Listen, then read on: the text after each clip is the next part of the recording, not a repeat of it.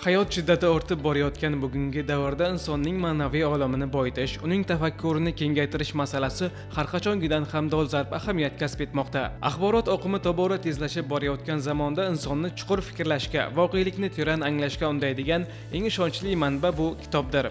Zero mutolaa nafaqat bilim manbai, balki qalb tarbiyasi, ruhiy kamolot va tafakkur mustahkamligining asosidir. Bugungi kunda yurtimizda kitobxonlik madaniyatini yuksaltirish, yoshlar orasida mutolaa an'analarini keng targ'ib etish borasida tizimli ishlar amalga oshirilmoqda.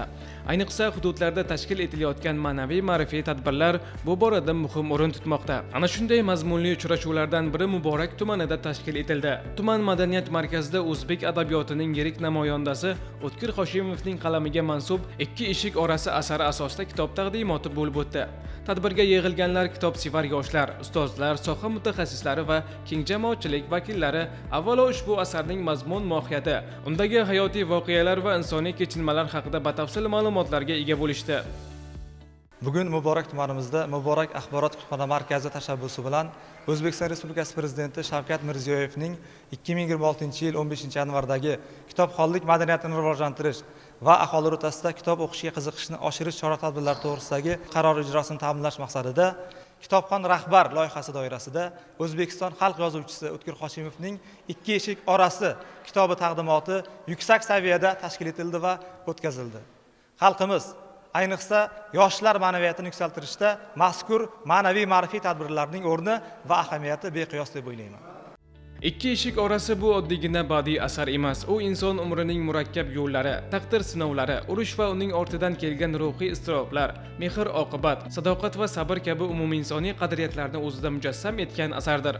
Shu bois ham ushbu roman yillar o'tsa-da, o'z dolzarbligini yo'qotmay, kitobxon qalbidan mustahkam o'rin egallab kelmoqda.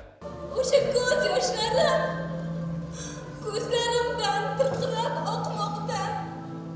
Bu loyihamizni ilk bora biz Koson tuman axborot kutubxona markazida o'tkazdik. Undan so'ng o'sha Nishon tuman axborot kutubxona markazida o'tkazdik. Mana bugungi kunda Muborak tuman axborot kutubxona markazida o'tkazilgan O'tkir Hoshimovning Ikki eshik orasidagi kitob taqdimoti juda ham chiroyli va mazmunli bo'ldi.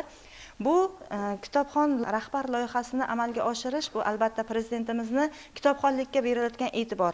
Albatta o'sha rahbarlar kitob o'qisagina o'sha jamiyatimiz yuksaladi, jamiyatimizga e'tibor ko'payadi. Albatta kitob o'qigan insonning ma'naviyati, ma'rifati yuqori bo'ladi. Shunday ekan har bir inson kitobni o'qishi va uni targ'ib qila olishi kerak. Albatta kutubxonachi o'zi kitob o'qimasa, u kitobni birovga targ'ib qila olmaydi. Shunday ekan kutubxona rahbarlarini ham o'sha kitob o'qishga chorlagan holda o'sha rahbar kitobxon degan loyihasi asosida mana shunday loyihani ishlab chiqib 14 ta tuman axborot kutubxona markazlarida o'tkazilishi rejalashtirilgan.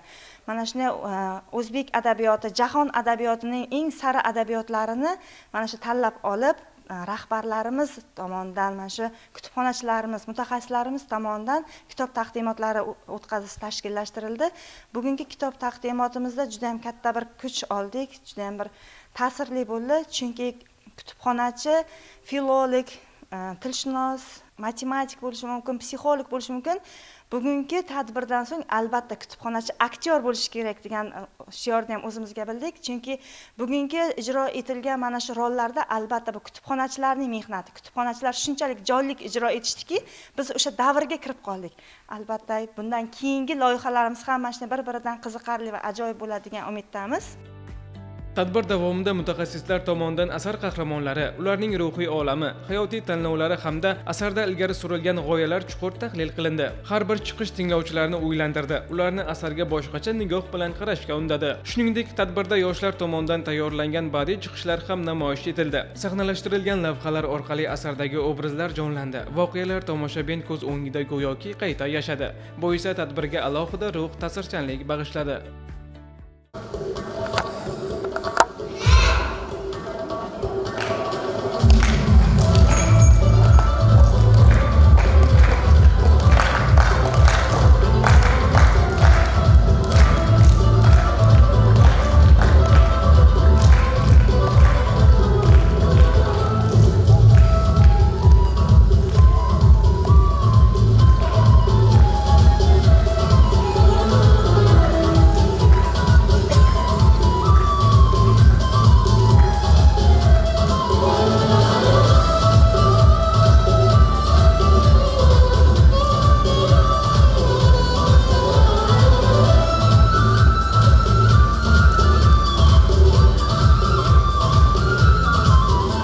Asarda insonlar taqdiri va inson umrining murakkabligini mahorat bilan aks ettirilgan.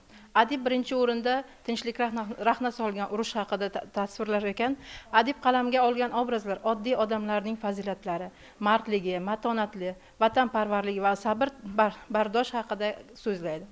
O'zbek o'quvchilari o'rtasida eng ko'p o'qiladigan mazkur roman vatanga sadoqat, insonparvarlik mavzusi bilan ahamiyatdir. Ushbu bo'lib o'tayotgan tinch omon hayotimiz, farzandlarimiz baxti uchun shukrona aytamiz. Asar aynan shu jihati bilan qalblarga yaqin.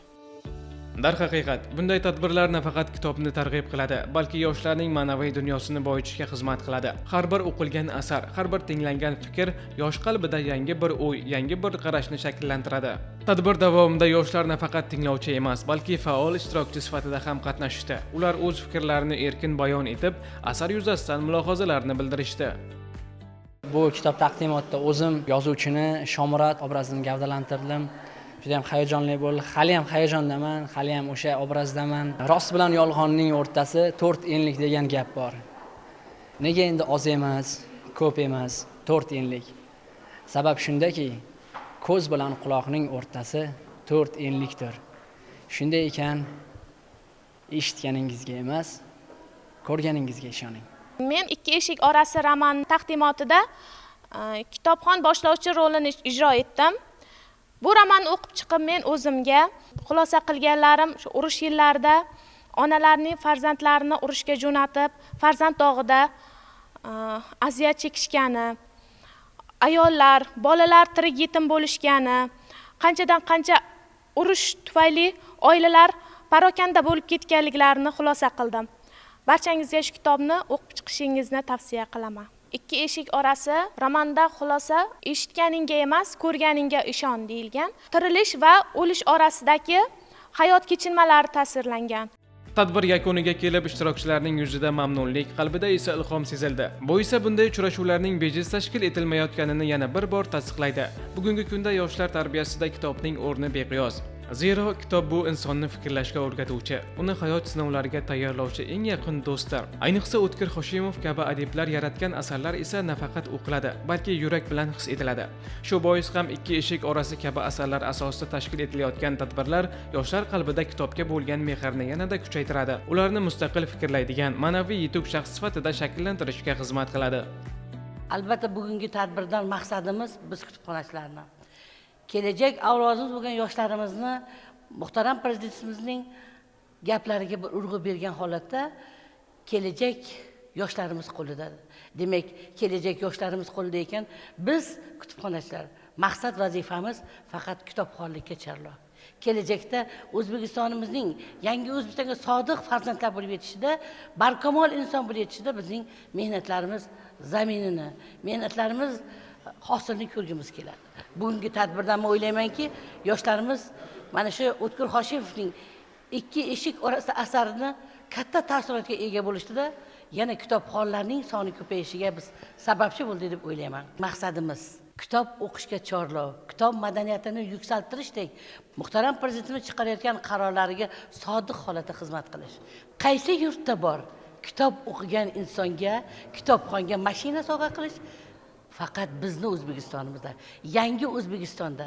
Bu ham muhtaram prezidentimizni kitobga bo'lgan, kitob madaniyatini yuksaltirishda chiqarayotgan qarorlari asosida tashkil etilyapti.